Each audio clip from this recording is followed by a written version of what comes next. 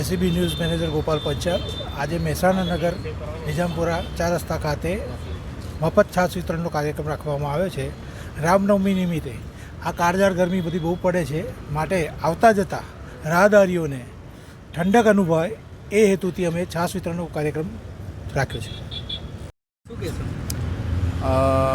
હું તો પહેલાં પબ્લિકને કહેવા માગું છું કે કલ્યાણ પુષ્ટિ ફાઉન્ડેશન દ્વારા આજે છાશનું વિતરણ રાખવામાં આવ્યું છે અને આજે રામ જયંતિ છે તો એના પર્વ બસ આજનો રામનવમીનો સુખદ દિવસ એટલે કે શ્રી રામચંદ્રજીની જન્મજયંતિ હોય અને કલ્યાણ પુષ્ટિ ફાઉન્ડેશન દ્વારા સર્વ ધર્મ સર્વ વર્ણ સંભાવ હેતુસર જે માનવ સેવા એટલે કે ગરમીની અંદર કે જે અત્યારે આપ જોઈ રહ્યા છો કે મૃત્યુ આંક અત્યારે કારણ કે ગરમીની અંદર ઘણા બધા ગરીબોને આજે 10 રૂપિયાની છાશ પીવી હોય કે 20 રૂપિયાની છાશ પીવી હોય, બરાબર છે, એ એના માટે અત્યારે બહુ ચેલેન્જેબલ છે. અને આવા સમયે સર્વધર્મને સાથે રાખીને જ્યારે આ ગ્રુપ દ્વારા માનવ કલ્યાણ કે માનવની સેવા માટેનું આજે કાર્ય કરવામાં આવી રહ્યું છે, તો હું આ સંસ્થા દ્વારા સૌ પ્રેરિત થઈ અને